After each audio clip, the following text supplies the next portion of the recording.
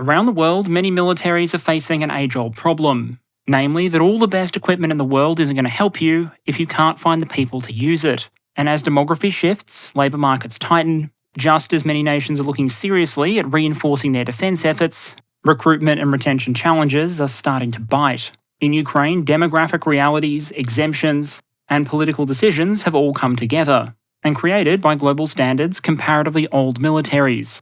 The median age for Russian personnel confirmed KIA in Ukraine is now between 33 and 35 years old. 15% have been aged 45 or over, and both sides reportedly have volunteers serving in combat roles well past 60. But the challenge isn't just a wartime one. In South Korea, collapsing birth rates have led to projections that the military will be short by tens of thousands of conscripts per annum in the 2030s, while many Western-style volunteer militaries routinely miss their recruiting targets. The US military came up a casual 41,000 short in fiscal year 2023. The Japanese Self-Defense Force hasn't hit a recruitment target since 2013, while the British Royal Navy was recently forced to backtrack. After it emerged, the service was trying to recruit for a Rear Admiral position that would be responsible for, quote, highly classified stealth, elite operations, and Trident, our nuclear deterrent, end quote, with a public post on LinkedIn. For many militaries, the challenge of getting enough of the right people into uniform is a challenge which poses threats to readiness and strategy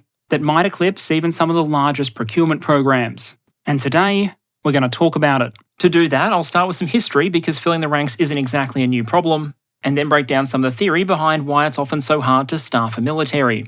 That'll mean looking not just at demography itself, but also issues like eligibility and retention. We'll then have a look at some of the options for militaries looking to address those problems, ranging from improved recruitment practices to the use of foreign manpower like the Gurkhas or the Foreign Legion, and the use of technology and unmanned systems to reduce manning requirements. Finally, we'll close with some quick observations on Russian efforts in Ukraine, including their demographic, recruitment and retention challenges, and the impact of some of the often unconventional methods they've used to overcome them. My main caveat up front here is I will be jumping around a lot with some of these examples, but we're going to be talking a lot about countries like the US and UK. This is not because they are unique in the problems that they face, but rather because they publish really good data in English. And so just because I'm describing an issue in one military, don't presume that means the issue doesn't exist elsewhere.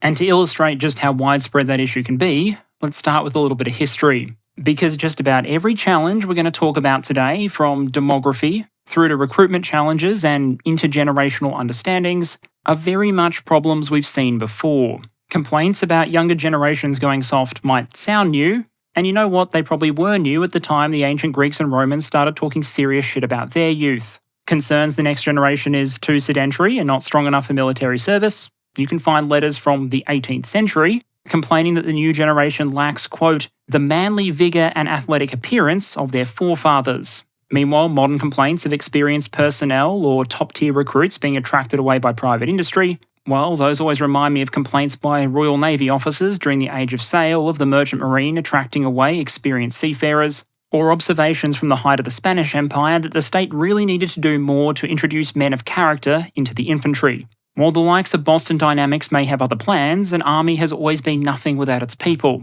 And historically, even some of the most famous militaries have struggled to find enough of them. The famous Spartan hoplites, for example, who, despite some of their dramatic depictions, were some of the most heavily armoured infantry of the age, not bare-chested bodybuilders fighting slow-motion one-on-one duels, were steadily worn down over the years, in part by severe demographic decline. Commentary that focuses on the bravery of the 300 Spartans, while often conveniently forgetting all of their allies, often misses the fact that for Sparta, 300 was a significant commitment. Yes, this was a warrior elite. Being a soldier was their profession. But that warrior class of full citizens was also tiny and declining, with some academics placing their number at about 8,000 in the early 5th century, down to about 1,000 by the mid-4th. There were losses due to the earthquakes of the 460s, casualties in battle, and also just social custom. A Spartiate was expected to make financial contributions into their common dining society or mess hall.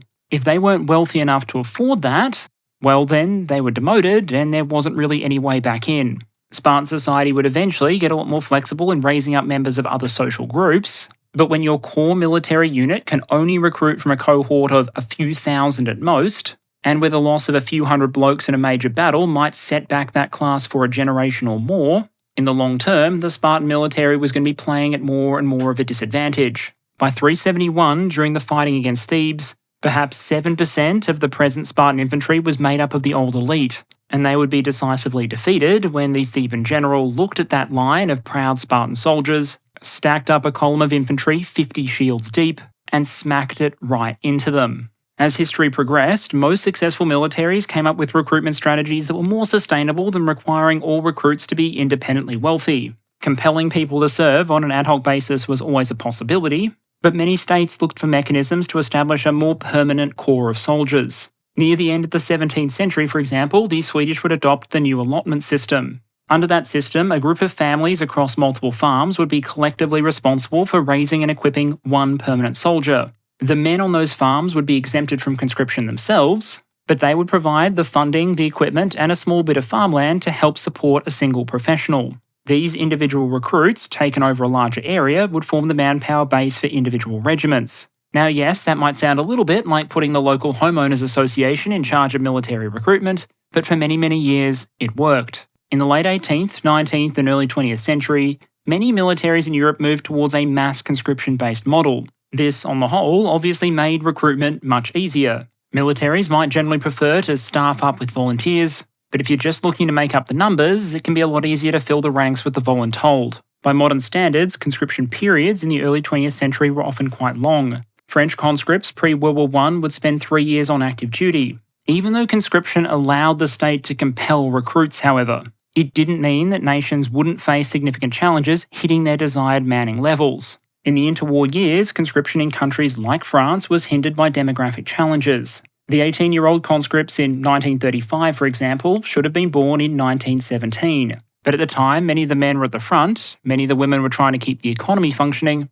and many didn't seem to regard it as a great time to try and raise a family. The French army would also suffer millions of casualties, hollowing out the cohort of potential parents. And you can see the result of all those factors coming together in the French population pyramid of 1938, shown on screen there. Countries generally dealt with these sort of demographic issues in a number of ways, broadening the number of people liable to be conscripted or extending service terms. And during the Second World War that followed, all major combatants relied, to a greater or lesser extent, on conscription-based systems that would partially persist, in most cases, well into the Cold War. But over the course of the Cold War, and especially afterwards, many nations slowly relinquished active conscription. An end to peacetime conscription removed the easy way out for many of these militaries. Now they would have to entice recruits to join and stay in sufficient numbers. And that meant their recruitment challenges were about to become far more complex than just the basic demographic question of how many healthy and capable recruits are out there. So when you're talking about an all-volunteer force, demography is the start of the question, but certainly not the end of it. It's one driver, one limitation on what your military might look like, but the challenges and considerations run much, much deeper. And to try and illustrate how that might work, let me introduce you to an absolute work of art, the Perun Military Manpower Funnel, where you walk through 4 sequential questions or considerations to figure out just how stuffed your military is from a manning perspective, starting with demographics, then eligibility, propensity, and retention, or expressed another way, who there is, who you want, who wants you, and who you can keep. I've heard it said many times that demography is destiny, so let's start with the role it plays in underpinning a strong national defence. On screen there, for example, you have 2 very different population pyramids. The Republic of Korea on the left that realised its demographic dividend decades ago, and now, because of a steady and dramatic collapse in fertility levels, is one of the most rapidly ageing countries in the world. And on the right, the United States, where until mortality starts to become an increasing concern in the 60s and onwards, the differentials between all but the very youngest age groups are not particularly dramatic. One of those obviously looks far more stable and sustainable over the long term than the other, with America's pyramid looking kind of like a cupcake, and Korea looking like a country well on its way to becoming a retirement community that happens to have a country. But while people love the visual of the population pyramid, however, I would sound one note of caution. Namely, they don't tell the whole story. Look at the Australian population pyramid, for example, and you might think you're seeing a country that will experience population decline, as decades in the future, the outnumbered cohort of Generation Z find themselves increasingly under the rule of that bulge of millennials above them. Instead, the Australian Bureau of Statistics Series B population projections, which are the middling ones, have Australia crossing the 40 million population mark before 2060, overtaking present-day California. The core driver in that case is net overseas migration. If you have a country that people want to move to, then immigration becomes a potential source of population growth. And for various reasons, including the obviously economic, when countries are setting their immigration policies, they often tend to focus on letting in lots of fit, healthy, young, working-age people, not a bunch of retirees about to pass straight into the pension program. And it's why I think it's fair to say that for a lot of countries, you can probably say that demographics is destiny, but only if you follow up by saying that policy is demographics. For a country without significant migration, however, things might be more set in stone. And that pretty much describes the situation in the Republic of Korea, where the demographic drop-off is far more extreme than what we've seen in Russia and Ukraine. The ROK maintains for its size a very large, partially conscription-based military that, as we've talked about before, is principally configured to fight a land war on the Korean peninsula. But while conscription bypasses the need to convince people to join, it can't gather up people that aren't there. The graph I put on screen there comes from a Carnegie Institute report that I'll link in the description, and it shows that while over the last half-decades the South Korean military has had more conscripts than it thinks it needs, in the 2030s there'll be a widening deficit, and by the end of the 2030s, that gap might be pushing towards approximately 100,000. So for countries like the ROK, the demographic squeeze might be a militarily relevant problem, but it's also an issue that military planners are unlikely to be in charge of solving. Birth rates and immigration levels have impacts across an entire economy and society. They're often going to be very heavily debated, potentially very controversial,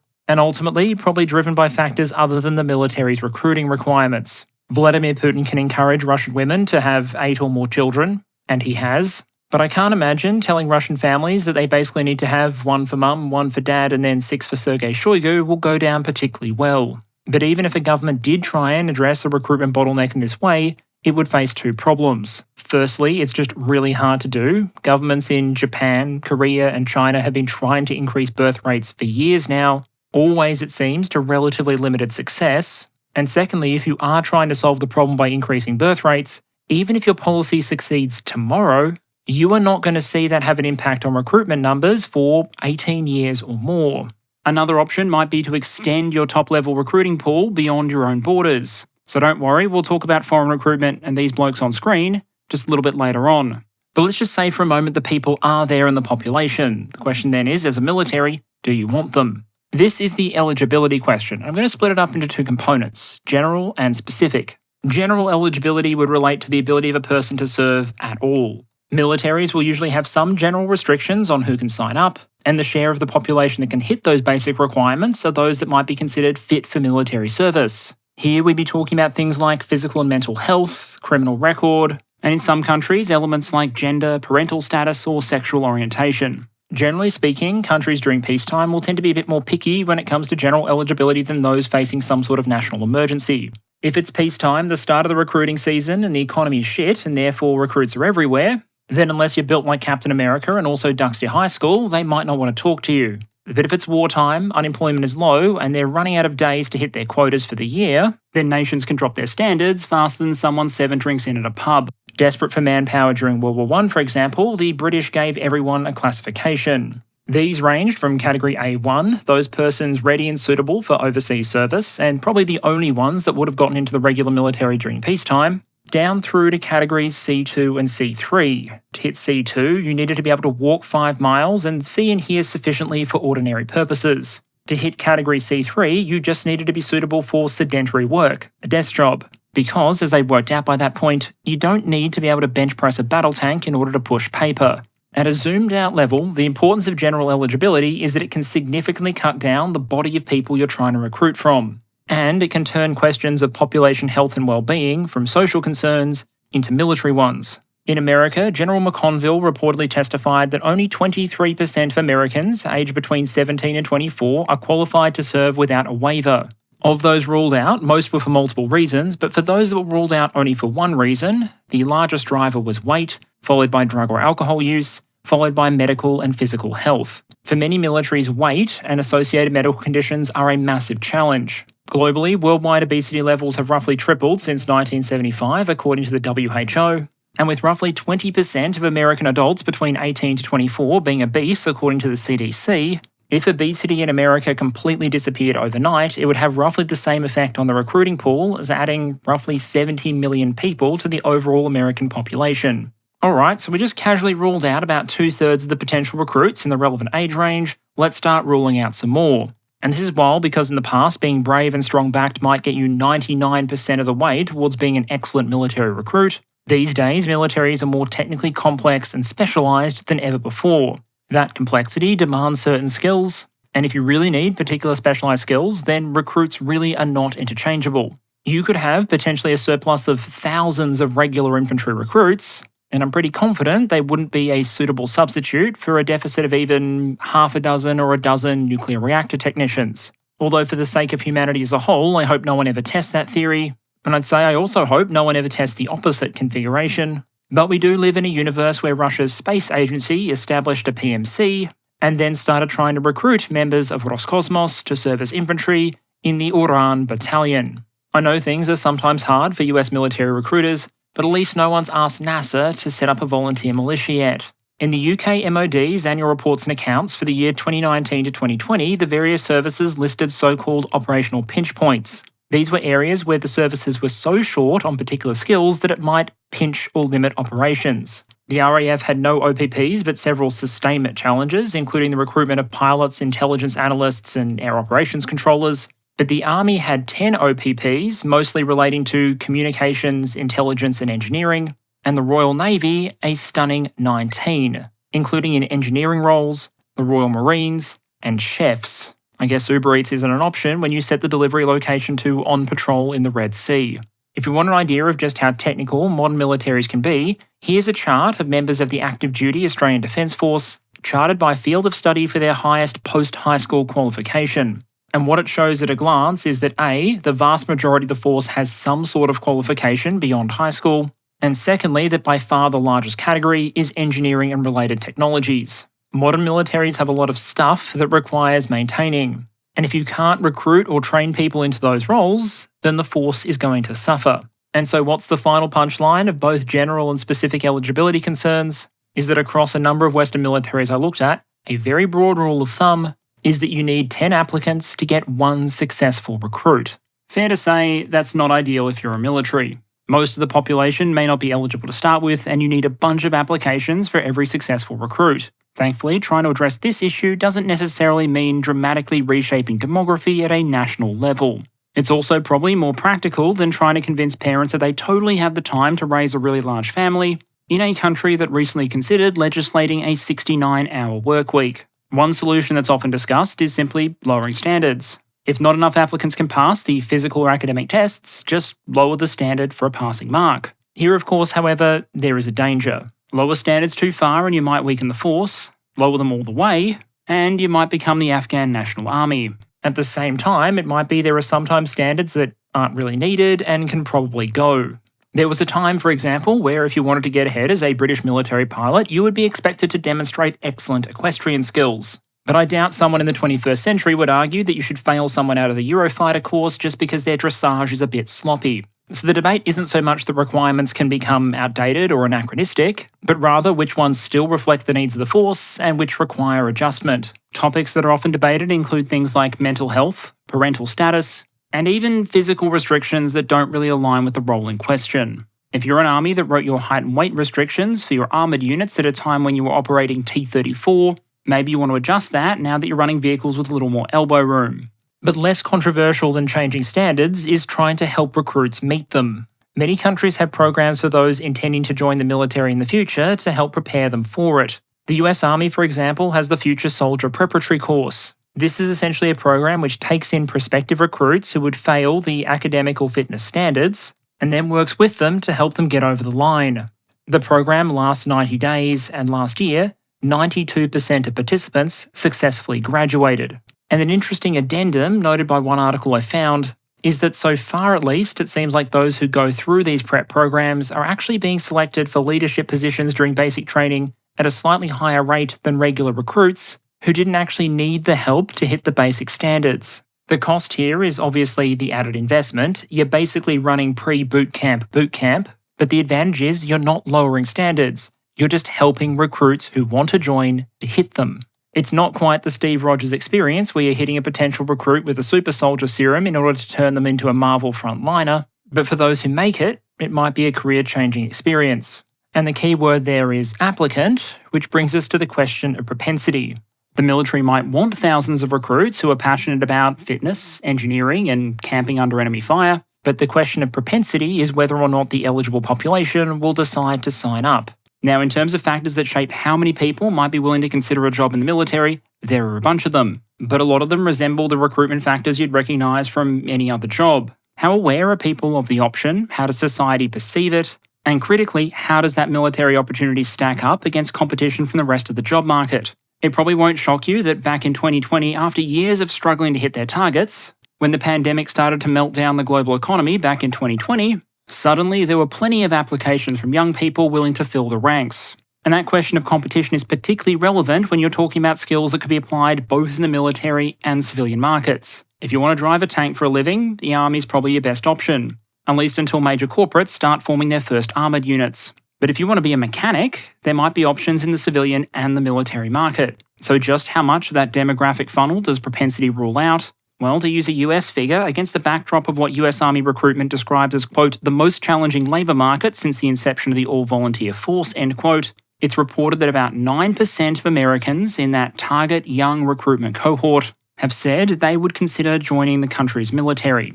And here, seemingly small changes in the figure can have a massive impact, because just a few years ago that figure was reportedly 11%, which is a roughly 19% drop in the figure, meaning all else being equal, if you wanted to compensate for that drop with just demographic factors, you'd have to scale up the US population by something like 60 million people.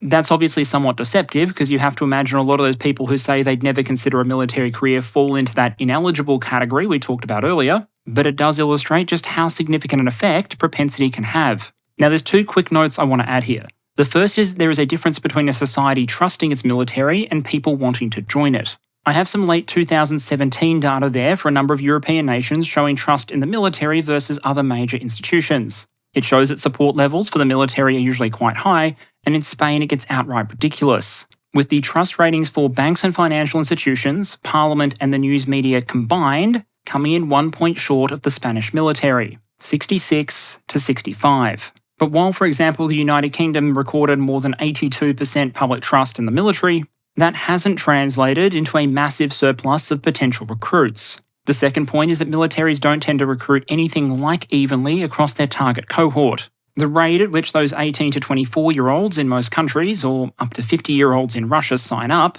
can vary massively based on factors like where a person was born, where they're living, and what their parents did. If you're an American and join the military, you are disproportionately likely to come from a state like South Carolina, Alabama, Virginia, Georgia, Florida, Hawaii, or Alaska, while places like Washington, D.C., North Dakota, and the far northeast are generally underrepresented. Texas, California, and Florida together provide something like a third of all US Army recruits. Meanwhile, if you're killed fighting for the Russian military in Ukraine, then you are more likely to come from Buryatia, population less than 1 million, or from Bashkiria, population 4 million, than you are from the city of Moscow, population 13 million, and even if you add in the wider Moscow region with a further 8+ million people, then the combined KIA from those areas of more than 20 million people is less than for the combined regions of Buryatia and Irkutsk, total population less than 3.4 million. And it isn't just about geography, it's about exposure and tradition. In many ancient societies, the professional soldiery became a hereditary class. Your father was a knight or a samurai, and so you would be too. Indeed, in a lot of societies, career mobility in general wasn't great. If you were born a serf on a farm, you probably weren't going to end up in art school. But of course, we like to think that we got rid of all that stuff and now we recruit solely based on merit. Anyone can be anything they want to be. But in practice, whether you're talking about doctors, nurses, lawyers, or professional military personnel, people disproportionately tend to end up doing whatever it is their parents did. To use a US statistic here, 80% of US military recruits had a relative in the military, and between 25 and 30% had a parent in the military, which is dramatically disproportionate to the overall number of veterans or active duty personnel in the US. In 2022, it was reported that 64% of surveyed US military personnel say they'd recommend a career in the military to their children. That was down from 72% in 2020, but still much, much higher than the sort of propensity rates we looked at earlier. Now, somehow I doubt it's practical to just encourage military families to have 10 children each, But if you did, the statistics suggest it would have a massively outsized impact on the recruiting pipeline. Wherever your recruits are coming from, however, the reality for a volunteer military is that you have to compete with the rest of the economy. The military might be able to offer a different sales pitch to many private organisations, often playing on intrinsic motivations, things like patriotism, as well as just extrinsic motivations like how well people are paid. But in the end, a lot of potential recruits are going to have choices, and to remain at strength, the military needs a sufficient proportion of those people to choose the military. When it comes to increasing propensity, there are a lot of measures I'll discuss a little bit later, because they really apply equally to the next element we're going to talk about, which is retention. But it's worth saying up front that there's plenty some militaries are doing to reform recruitment specifically. In some countries, who does the recruitment is changing. In late 2023, after an extensive study of 25 years of recruitment efforts, the US Army decided it needed a more specialised permanent recruiting force, and said it was going to create 2 new military occupation specialties related to recruitment. Interestingly, they also announced they were going to establish an experimental team that could basically try new approaches and see what worked. The key difference between this team and previous efforts was that it wouldn't have specific year-to-year KPIs for recruitment numbers. And no matter what field you're in, that's a reasonable idea if you're trying to encourage people to actually experiment. If people's number one goal is to hit a specific target in a given year, then their number one objective is going to be to not fail. And the safest way to not fail is to simply do the thing that you've done before and know kind of works, even if there happens to be a better way to do it out there. Meanwhile, if your only goal is to experiment and find a better solution, you can embrace the SpaceX School of Development, where you take risks, try something new, fail fast, and hopefully end up all the better for it. Another change was just who the Army was going to be trying to recruit in the first place. Historically, the US Army has focused its recruitment efforts on high school seniors and recent high school graduates, not college students or those who have already entered the workforce. When the recruitment models were originally designed, that was a large proportion of those aged 18 to 24. Now, it's a shrinking minority. In the words of the Secretary of the Army, quote, "While today's high school seniors comprise more than 50% of our annual contracts, they represent only 15 to 20% of the larger prospect pool from which we could recruit," end quote. The Secretary would go on to say that meant that in addition to the high school market, the Army needed to attract and hire Americans in the college market or those who are already out and working. One might suggest that if you're trying to recruit personnel for an increasingly technical force, broadening your recruitment targeting a bit might make sense. The stated US Army goal for 2028 is to lift the share of new recruits who have more than a high school degree from 20% today to 33%. Finally, once the military actually has people through the door, once the funnel has put people into uniform, and then in all likelihood has then spent a fortune to train those people, defence departments, like private companies, can then face a challenge that's even more daunting than initial recruitment: retention. From a purely economic perspective, trying to solve problems with retention can be a lot more efficient than trying to solve them with additional recruitment. Remember, as we discussed earlier, for everyone you lose, you're going to need roughly 10 applicants to replace them. And while retaining personnel lets you keep the benefit of their experience and training, bring in someone new and the cycle has to start all over again. Now, the cost and value of that training experience can vary greatly depending on what sort of military specialty you're talking about. The US Army estimates the cost of screening and training a recruit at about $60,000, while training a fast jet combat pilot can easily run into the millions. I found a UK estimate of more than £5 million for a fast jet pilot, while the Australian National Audit Office estimated the cost of training an FA-18 Hornet pilot at more than 15 million Australian dollars back in 2004. And at those sort of prices, retention can make a lot more sense than replacement. The problem militaries often face, however, is that from the private sector's perspective, similar logic applies. Only here it's more the case that poaching someone who's already been trained is far cheaper than training them yourself. You may even observe this phenomenon in the civilian workforce more generally, where you might see supposedly entry-level jobs that nonetheless require significant experience. Now, that might be because the job ad is intended as a satirical study on the nature of the modern economy, but more likely it just might be an attempt to outsource some of the cost of training to some other business, and setting themselves the slightly harder recruitment challenge of finding someone who's at least partially pre-trained already, rather than investing in doing all that training themselves. Again, the problem is particularly acute when you're talking about professions that are in high demand and also highly expensive to train. Think helicopter pilots being poached to work in the North Sea, or former US Air Force and Navy pilots being attracted into the civilian airline sector. From the point of view of an airline, it might make perfect sense to offer significant financial incentives in order to lure over someone who's received $1 million plus worth of training from the government, as opposed to investing far more in training candidates themselves. And if you want to understand just how baked into the economic model that is, the CEO of United is reportedly quoted as discussing a potential future pilot shortage in the United States, and linking that to the fact that the military today is training far fewer pilots than it did during the Vietnam War or the Cold War era. To at least some extent, the airline's model assumes that the government will be handling some of the training for them. That arrangement can also make sense from the individual pilot's perspective. They might be getting a very good offer. But for the military, it's a potential retention risk. You want your people to have good options for employment after they leave the military,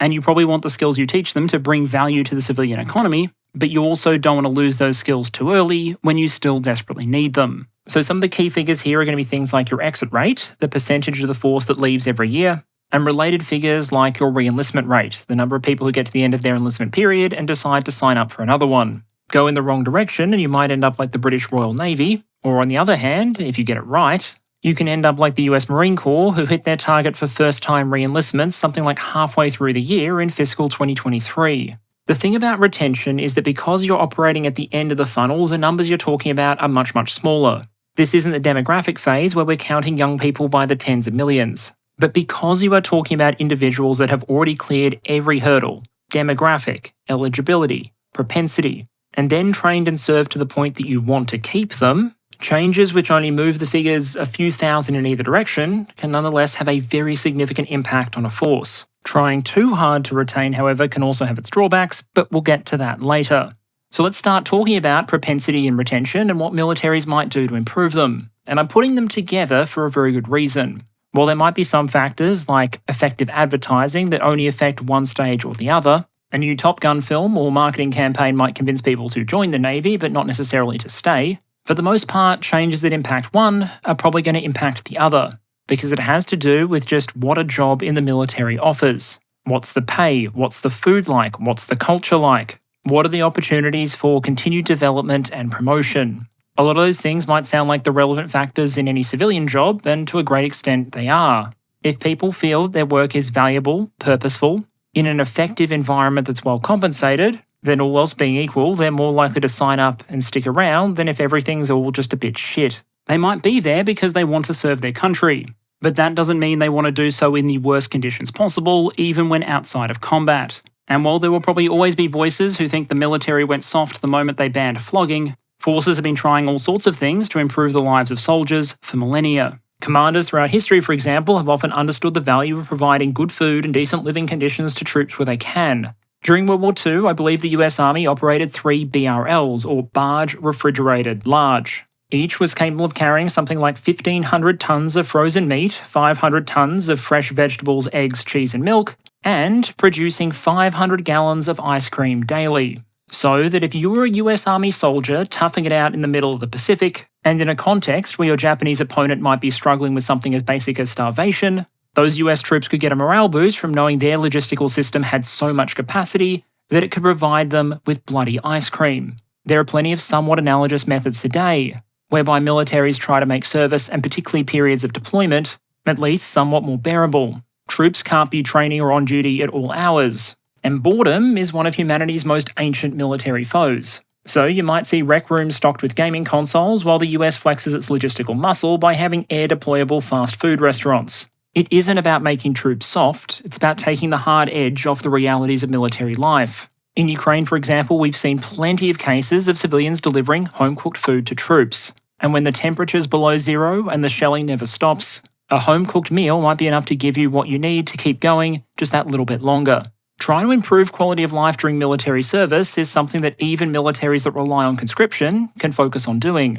South Korea, for example, long had a blanket ban on conscripts accessing their mobile phones, with stated fears including security and unit cohesion. But separating troops entirely from their devices, and as a result distancing them from their friends and family, wasn't exactly doing great things for morale or perceptions of military service. And so now, during the trial, troops are reportedly given access to their phones between 6 and 9 PM on weekdays, allowing them to connect with friends and family, doom scroll social media, and for the truly brave, perhaps engage with the world of mobile gaming. So there are a huge variety of things a military might do to increase attraction and retention. Maybe you look at your marketing, maybe you're tackling cultural issues, maybe you're looking at career opportunities and flexibility and advancement. Or maybe you just do what the Aussies did and go to a bunch of junior personnel with valuable skills that you really want to stay. offer them 50 grand to stay another couple of years, and then call it a day when 85% of the eligible cohort shakes your hand and says, yes, please. Clearly then, the question of just how much militaries spend on their people is an important one. Not just because of the impact it has on the overall budget, but the way that's likely to translate into pay and opportunities for those in the service. And so, because I know you all love data, what you're looking at here are NATO expenditure figures for various militaries, charting the change in how much those militaries spend on personnel per person between 2014 and 2022 if you hold prices and foreign exchange constant, that is, you rip out inflation and foreign exchange impacts. Importantly, this isn't just capturing pay, it's everything the military says they spend on those personnel. And what it shows is that while some countries have had relatively robust increases, places like Portugal, Italy, the United States, Netherlands, or Poland, in others it's stagnated or even gone backwards. It's worth noting this chart looks very different if you just use the country's current exchange rates and currencies. There are arguments for different methods and measures, but hopefully you get the idea. It's possible for factors like inflation to eat away at the value of military compensation over time. And even if people are choosing to serve for reasons that have very little to do with money, perhaps they just want to serve their country. If they want to be able to do things like raise a family or a forward life after exiting the military, then all else being equal, less competitive pay in the military increases the opportunity cost of not instead choosing some civilian profession. So logically speaking, if you go in the other direction and increase pay, well, both propensity and retention are likely to go up. If you just try and pay your way out of the problem too much, however, you can end up in a trap where you're spending so much on personnel that you don't have the funds left to actually pay for all the other things that a military needs. We talked about this issue a couple of weeks ago in the context of India, but within the bounds of NATO and according to their expenditure data, the current champion is probably Italy, who in 2022 classified about 62% of their defence spending as being on personnel, which incredibly enough was actually a significant improvement on some previous years, with the figure for 2015 being more than 77%. And if you're wondering what some of the countries at the other end of the spectrum were, Finland in 2022 spent about 28% on personnel, Estonia spent 29%, and the UK clocked in at 31%. That meant that even if the UK and Italy had the same defence budget, the amounts available for things like salaries as opposed to equipment would be very different. So the Royal Navy may get to cruise around in the Queen Elizabeths, but the food and cost of living adjusted paycheck is probably going to be much better on the Italian carrier Cavour. Now you may have noticed everything I talked about so far relates to recruiting and retaining people from your own country. But there's nothing in international law that says that's the only way that you can recruit. And so here we come to a very different approach and one with a long historical precedent. And that's if you can't practically recruit enough of the sort of personnel you want to domestically, why not turn your recruitment efforts abroad? Now obviously there's a difference between inviting foreign workers to come pick strawberries or work a bar and handing them a rifle and telling them to hit the trenches. But not just is there plenty of precedent for foreign units, often they've been counted among that nation's elite. The Eastern Roman emperors had their famous guard unit, including a large number of Scandinavian and Slavic recruits, and in antiquity the use of foreign mercenaries was relatively common. But in 2023, relatively few militaries have units that primarily recruit overseas. Today I'll focus on the Nepalese Gurkhas, but units like the French Foreign Legion also deserve a mention. I mean, I guess the Papal Swiss Guard also counts, but clearly the mighty military power of Vatican City deserves its own episode. Gurkhas, primarily but not universally from Nepal, currently serve in a range of forces, including the British and Indian Armies, Singaporean National Police, and Brunei's Gurkha Reserve Unit. That service is based on a practice more than 2 centuries old at this point, and secured by a treaty that dates back to 1947. And I'm just warning you, the next couple of minutes can probably be summarised as Perun tells you just how badass these guys are. In 1814, the forces of the British East India Company invaded Nepal. It would end with a treaty in 1816, which did lead to Nepal giving up some territory, but the whole experience had been notably painful for the British. They'd had a crushing numerical and technological advantage over their Nepalese opponents, but had found the campaigning and fighting hard and bloody. Now historically, different groups respond in different ways when they encounter a dangerous opponent. Some will double down and seek victory at all costs, some will pretend that everything is going to plan and there is no problem, but the British of the time, encountering this force of very capable soldiers, followed the British tradition of the era, which was to find valuable assets abroad and take them home, and thus decided the best approach was to simply hire the Gurkhas into British service. Gurkhas would go on to serve British forces for more than 2 centuries, And under the current model, would-be recruits can go through a training and selection process in Nepal in the hopes of being selected to serve in the British Army. And there they have repeatedly proven themselves some of the Army's best. In the UK's Defence Operational Shooting Competition, which included some international teams, Gurkha teams took first and second, and 69 of the top 100 individual performers were also Gurkhas. In the so-called Cambrian Patrol, which is an international competition, testing a variety of navigation and infantry skills, the Gurkhas won roughly 2/3 of the available gold medals. There are plenty of ways to quantify the performance of the Gurkhas at an individual and unit level. Many of them indicate that Gurkhas are bloody good at their jobs, and if warfare was a video game, Gurkha would probably be a massively overpowered class that you could only buy as DLC. Don't believe me? Here's just one comic book story. In 2011, Gurkha Sergeant Diprasad Pan was on sentry duty when he spotted a number of insurgents. His citation suggests that for the next quarter hour, he fought off the insurgents solo, firing 400 rounds of rifle ammunition, deploying 17 grenades and a landmine. At one point, when an insurgent tried to climb up into his position and his rifle jammed, the Gurkha successfully defended his position using his machine gun tripod, proving to all the Baldur's Gate 3 players out there that Tavern Brawler is just as overpowered in real life as it is in that title. Now, intuitively, it might sound strange to say that a country might recruit some of its best troops from overseas. But if we go back to that theory from earlier, the recruitment funnel, I'd argue it makes a great deal of sense. Start with the demographic pool. Hypothetically, if you're looking at foreign recruits, that could be as large as every country that isn't your own. And for the French Foreign Legion, hypothetically, that's pretty close to true. Meanwhile, talk about the Gurkhas and Nepal, and that's a country of nearly 30 million people whose population pyramid is, I think the fair term here is, very bottom heavy. So you're talking about a recruitable population of millions of young men, many of whom have very high fitness standards. That large recruitment pool means your eligibility standards can be very high. Indeed, one of the most famous parts of Gurkha selection involves them carrying a weighted basket, using a strap around their forehead, on a long run up a mountain. That sounds very challenging, and it is. But it wasn't even integrated into Gurkha selection until the 1980s. Because before that point, when recruits were still overwhelmingly from rural backgrounds, it was just kind of understood that they'd be doing that sort of thing every day anyway, and as a result, the test wasn't even needed. By comparison, for those of you less familiar with day-to-day life in Britain, my understanding is that most British teenagers are not required to carry heavy loads of rocks up the sides of mountains. Then there's the question of propensity, and here the calculus of potential recruits is obviously entirely different.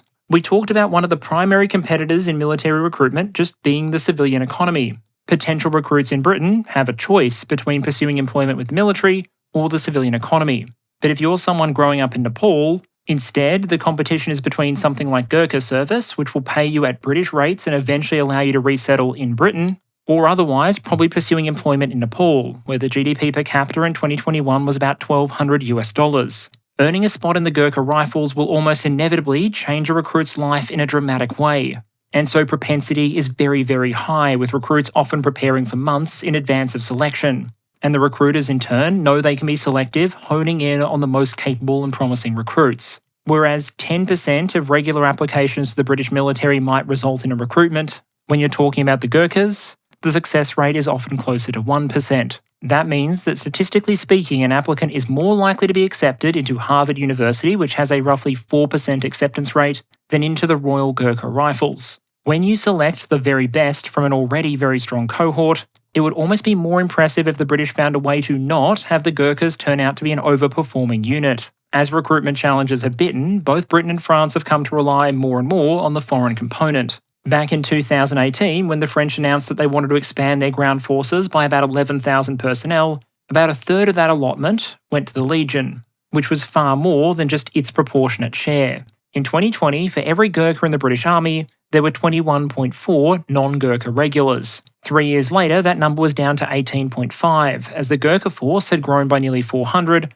while the rest of the regular component was down by about 4,000. As a model, this might seem like a simple and effective way to generate more infantry manpower, which might leave you wondering, why doesn't everyone do it? Now, the reality, of course, is that there's a myriad of barriers, including political, legal, and security concerns. But another problem simply might be that it's hard to just copy-paste a tradition. When you're talking about the Gurkhas or the French Foreign Legion, you're talking about units with centuries of history. The Gurkha tradition has been solidified by the service records of hundreds of thousands who have served in British or Indian forces. During the World Wars, Gurkha units won more than 24 Victoria Crosses, and on 100 different battlefields won their reputation and the trust of the British military establishment. Famously, on one French World War I battlefield, a battalion of Gurkhas went into the attack one morning and continued attacking in obedience of their orders until they finished the day with a ready combat strength of 49 men and 1 officer. Former Gurkhas are critical to the recruitment process. They go to Nepal, find potential recruits, and help preside over the selection process. There are families that have produced multiple generations of Gurkhas, and a legal agreement governing recruitment is in place. So if your nation is lucky enough to have all of that infrastructure and tradition in place, good on ya. It might be another option to help meet some of your manpower requirements. But for countries without that sort of tradition, it might take a lot of work and a lot of investment to produce that kind of consistent, exceptional result. Now, as I've been running through all this, you might have been thinking, hey, getting enough people to run an effective military sounds bloody difficult. Attraction and retention can get expensive, and treating the people you're asking to risk their lives like human beings sounds like a lot of work. So if you're looking for an alternative or come from the McKinsey school of thought, you might wonder if the best solution to people being difficult is to just get rid of some of the people. The fewer people you need, the easier this whole funnel thing is. The problem, however, is that just cutting personnel counts can have a pretty deleterious effect on an organisation, especially a military.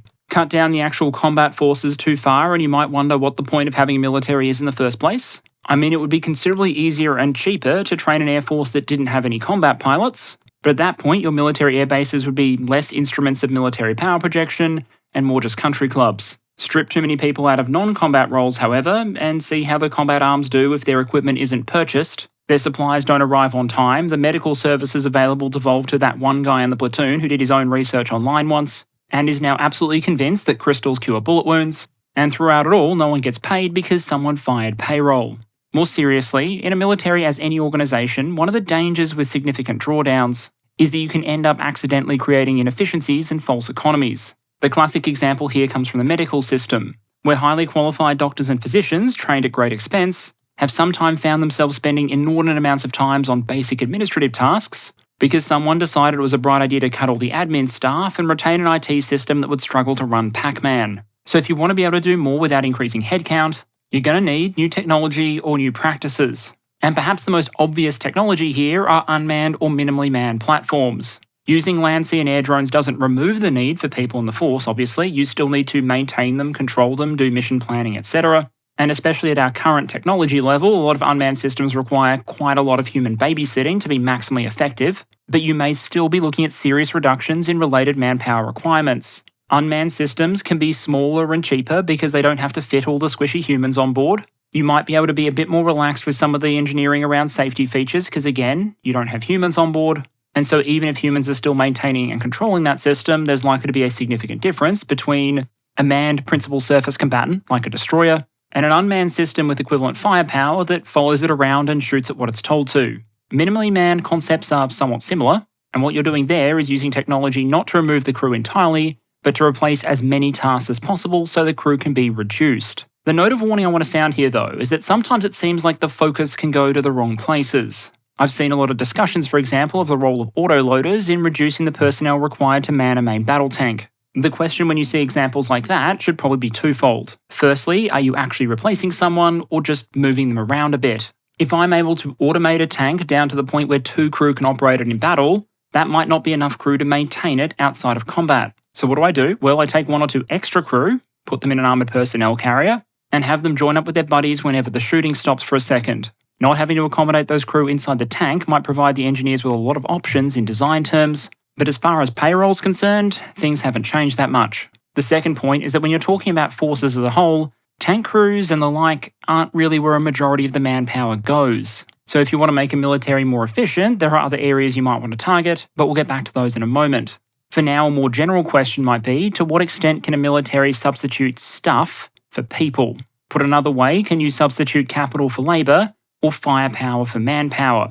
What we've seen in so many modern conflicts, whether it be Ukraine, Korea, the First or Second World Wars, etc., is that while personnel numbers and mass obviously matter, combat power is a product of so much more than just how many bodies you have on the field. In Korea, UN artillery superiority often allowed smaller forces to fend off much, much larger Chinese armies. There's a reason the old joke exists that if you want to shoot the most dangerous person in a platoon, start with the bloke with the radio, because their magical talkie box might give them access to more firepower than the rest of the platoon put together. Soviet and Russian military thinking focused a lot on calculating just how much artillery firepower you need to direct against a particular objective in order to destroy, neutralize, or suppress it. While in Ukraine, artillery ammo consumption has closely related to frontline movements. When Ukraine has increased expenditure and sometimes been able to obtain local artillery superiority, it's sometimes been able to grind forward. Vice versa, in areas where Russia has a significant advantage in things like FPV drones, artillery ammunition consumption, and glide bomb delivery,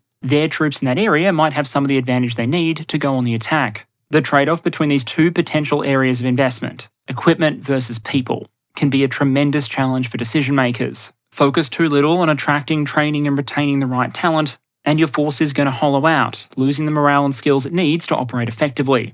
But if you don't invest enough in munitions and equipment, the combat power of the force is in question anyway. Keeping old stuff in service for too long can lead you into a sustainment death spiral, and having the most elite, highly motivated force in the world probably won't help you much if you only stock 2 days of ammunition, and as a result, by day 3, your assault units are down to hurling particularly creative insults over open comms. There's an argument to suggest that in recent years many NATO militaries have focused on trying to retain their people at the cost of de-emphasising things like ammunition, munitions, or the defence industrial base. And a lot of the funds we see announced recently seem to be intended to target that latter deficit. From an economic perspective, there's also something attractive about leaning on firepower over manpower to generate combat power. And that has to do with the way that it can be accumulated. The amount of things a nation wants to blow up every year usually isn't constant. Rates are at their lowest during peacetime, when usage may be for training only, and then during wartime there's likely to be a near infinite array of potential targets. Depending on the type or munition in question, the solution then might be to produce it one year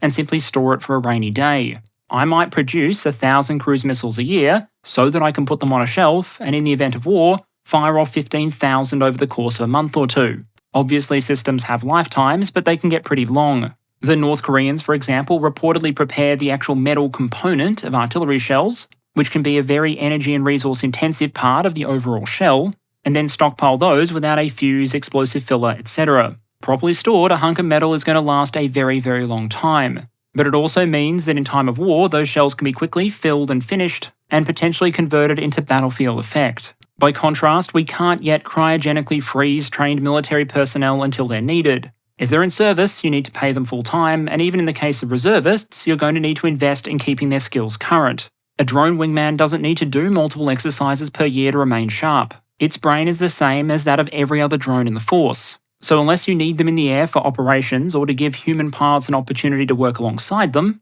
you can accumulate those unmanned systems over multiple years of investment without the same sustainment effort and thus manpower burden that would go into maintaining a manned platform. And if you wonder why I'm focusing so much on issues like maintenance, logistics, and support, it's because that's where many militaries focus the majority of their manpower. For the last century, the ratio between combat and support arms has steadily shifted in favour of support, as militaries have generally needed fewer and fewer trigger pullers relative to those who keep them supplied and the overall organisation functioning. Just intuitively, that makes a lot of sense. If your weapon of choice is the spear and your logistics consists of living off the land, then yeah, everyone can probably handle their own kit. But if you're flying an aircraft that requires dozens of maintenance hours for every flight hour, then yes, the pilots are probably going to get outnumbered pretty quickly, even before you start to factor in the myriad other support roles, everything from intelligence, so you actually know what you're bombing, through to people who carry out vital tasks like just keeping everyone fed. If you want to get crushingly simple, think about a question like logistics.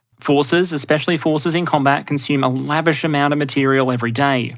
While the totals varied by nation and circumstance, during World War II, a division could often consume hundreds of tons of supplies per day. All that stuff needs moving, and how efficiently you do so can have a significant impact on how many people you need to move it. So what you're looking at on the top there is palletized logistics. Everything uniformly packed, tracked, and standardized, in a way that means that a small team with a forklift can move a lot of stuff very quickly.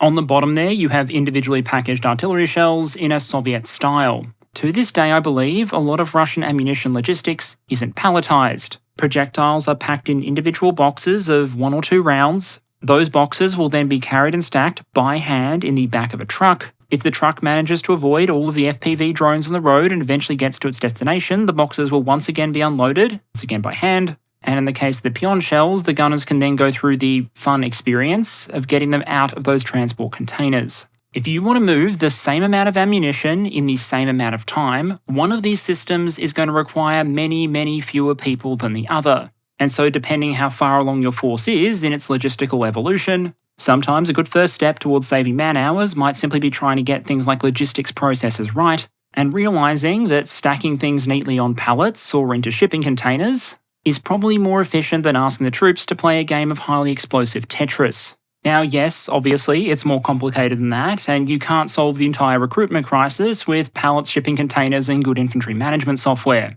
In any potentially labour-saving investment, there are always going to be risks. Maybe your new systems and processes don't work as intended. Maybe you want to take personnel cuts in order to be able to afford the labour-saving improvements, only to find that your National Treasury just claws back all the savings and doesn't okay the investment. Or maybe you just run into the problem that investing in new fire jets and battle tanks is just sexier than investing in, trucks, IT, and the training required for new processes. But if going forward, militaries are going to face major constraints in getting the number of people they might want, it might make sense to focus those people on jobs that only people can do, with everything from forklifts to computer systems to combat drones as the force multiplier that enable them to do it.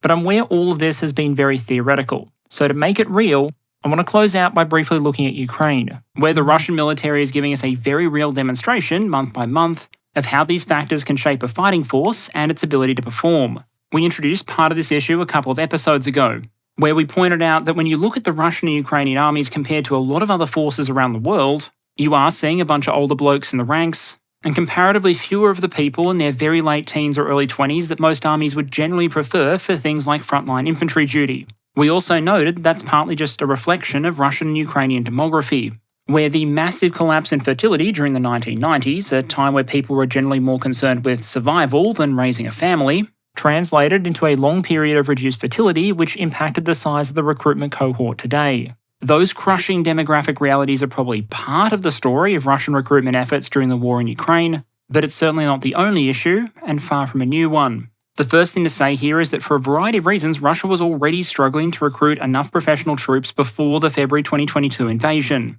The Russian military's original stated goal was to have about 500,000 contractors in service by 2020. Russian state media later carried a report revising that figure to 475,000 by 2025. The figure the Russian military would actually achieve, according to Sergei Shoigu, was 410,000 kontraktniki in 2020. Meaning that hitting that 475,000 target by 2025 was going to be one heck of a recruiting nightmare. Now, if you just look at the headline figure, that's not particularly problematic. But with the figure already being relatively high, pushing it higher was proving difficult. There was the demographic challenge of those young cohorts being a relatively rare commodity, eligibility issues which narrow the target cohort further. Russia, for example, recruits women into a much narrower range of military specializations than many NATO nations do. And perhaps partly as a result, the share of women in the military is smaller than, for example, in the United States. Propensity was obviously an issue, given the strength was authorised, the position was there, but there were no contractors to fill them. And retention rates for kontraktniki were absolutely abysmal. Reportedly, an absolute majority of contract troops wouldn't re-enlist after their first term of service. And that term was significantly shorter than in many other militaries. In Rosvardia, the Russian National Guard, reportedly 60% of privates and 30% of sergeants wouldn't even make it to the end of their first contract, essentially getting into paramilitary life, discovering the protest suppression game wasn't for them, at least at those rates of pay, and ultimately resigning before they'd finished their first term. Retention issues helped explain why the contract force grew so slowly. Bringing people through the door helps, but if more than half of them are leaving after 2 years, you can find yourself treading water. And in 2022 and 2023, treading water just wouldn't be good enough. The Russian military, especially if it wasn't going to use its conscripts on the field of battle, at least officially, just wasn't big enough for the job it was being asked to do, which would have created an impetus for more recruitment even if the Ukrainians hadn't then done their bit to increase Russian military manpower turnover rates. And so the Russian military turned to multiple different tools to try and make up the manpower deficit. There were recruitment efforts for the regular contract military, the creation of so-called volunteer units at a local level, where the volunteering or voluntold would often be offered massive cash payments to join the newly established units. The partial mobilisation compelled hundreds of thousands into uniform, and then there were more unconventional efforts, with recruitment efforts in the Russian prison system going so far as to have a significant and measurable impact on the overall population. In 2022, the number of prisoners in the Russian system reportedly fell by 32,000, in 2023 by another 54,000, meaning the total prisoner cohort fell by about a quarter over the course of 2 years. And I'm guessing it probably wasn't because they were all let out for good behaviour. The demographic and eligibility challenges were addressed by just widening the target pool. The maximum age for conscription was increased, the maximum age at which contract servicemen could sign up was increased. The ease with which foreign nationals can be recruited into the Russian military was increased. Health, fitness, and other standards were either officially or unofficially adjusted, and entirely new recruitment pathways were created. The recruitment of hardened criminals, for example, was not a major pre-war phenomenon. Because for some impossible to fathom reason, most societies generally seem reluctant to hand hardened convicted criminals automatic weapons and artillery.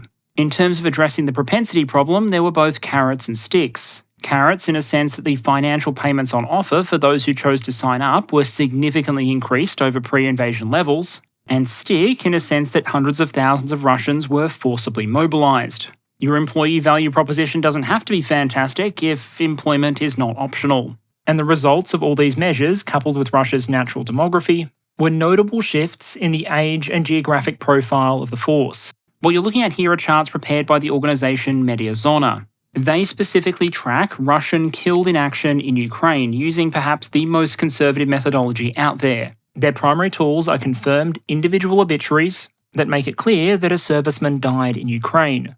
It also excludes a number of groups that are otherwise often bundled in with Russian casualties. Those killed and wounded fighting for the Donbass proxy forces, for example, aren't included in the Mediazona totals. So while these figures represent a very, very conservative floor on Russian killed in action in Ukraine, I'd suggest the sample size is probably large enough to help us identify some patterns, including the pattern you see on the screen here, which shows that among the obituaries, the median for a Russian enlisted recruit killed in Ukraine was somewhere in their mid-30s, but the officer casualties skewed younger, with a massive spike in the 24 to 26 age bracket. Just on its face, this is super interesting because in most militaries, officers on average are significantly older than enlisted personnel. If you want some relevant stats on the US military, I covered those in the video on India a couple of weeks ago. But here it seems the officers killed are often younger than the troops they're leading. And while very high casualty rates among junior officers wouldn't be out of place in the First or Second World War, this age gap is a little more distinctive. If you're wondering why the spike in the 24 to 26 age bracket, by the way, it coincides with the age you'd expect for newly graduating junior officers coming out of Russia's military education institutions. Russia reportedly accelerated graduation from a number of these institutions in 2022 and 2023, meaning you would expect a flow of fresh cohorts of young officers straight out of the classroom arriving on the Ukrainian battlefield, which historically speaking is a very dangerous experience for the units that will be led by these newly commissioned officers, given that across a bunch of historical precedents there was often nothing that scared veteran troops more than a newly appointed fresh-faced gung-ho lieutenant. Based on this data, however, it seems that for one reason or another, the casualty rate amongst these young Russian leaders is noticeably high. The comparison is even more stark when you compare those officer losses with those in Russia's so-called volunteer units. You can see the figures on screen there, but here the most common age brackets were in order 39 to 41, 42 to 44, and 45 to 47, which, if you want to talk about relaxing eligibility standards, is already far beyond the age limit for those wishing to enlist as a contract soldier in the Russian Armed Forces before February 2022. It's much less reflective of typical military preferences and much more reflective of the overall Russian demographic pool. The takeaway from all of this is that so far Russia has found enough people to continue carrying on the war. Just how many people they've found is something we'll cover in the Ukraine War update probably later this month, including some figures from Sergei Shoigu that unsurprisingly don't math particularly well. But against the backdrop of this video, the message is that demography, propensity, eligibility have all been problems for Russia, and that efforts hacked together to overcome those problems during wartime have all come with costs. Overcoming propensity challenges with massive incentive payments saps the budget. Countering it with mobilisation threatens morale and public support. The failure to attract and retain enough professionals before the invasion undermined both the initial effort and has meant the system has to subsequently focus more and more on less well-trained manpower. Across it all, a failure to invest in things like modernisation in the logistics system or automation has meant those areas have had to be more heavily manned than they would if the logistical structures beyond the railheads were better equipped and designed. As it is, the Russians, like the Ukrainians in the face of their own challenges, have found a way to make it work. But it might be there's a lesson here about the value of making sure that you have the right people, retention systems, technologies, and practices all in place before the shooting starts. In conclusion, getting the right people is a real and growing challenge for many militaries. It's one that usually isn't driven by any one factor, but instead by a confluence of demographic pressures, contrasts between eligibility and requirements, the difficulty generating propensity in a difficult labour environment, and the need to make sure that needed, experienced personnel stick with the military. In the face of that challenge, there's probably no silver bullet, but instead the need for a combination of measures that attacks the problem at multiple levels, from making sure the military can appeal to new recruits in a challenging market, all the way through to investments in automation and new practices, whether that be unmanned combat vehicles, improved IT, or buying private conscript of a couple of new trucks and forklifts. And okay, channel update to close out, starting with a very big thank you to the patrons who voted for this topic. The Destroys Armies series is a personal favourite of mine, so it was good to get a chance today to look at demographics and recruitment. I'll also offer thanks to everyone for the tremendous reception to the Q&A episode last week. I didn't expect that one to attract the attention it did, so thank you very much. As for the rest of this month, things are still somewhat up in the air, but at this stage it's looking likely that we turn to Asia one week and do a winter update on Ukraine the other. For those of you on the Patreon, I'll give you advance notice as topics are confirmed, and for everyone else, I'll see you all again next week.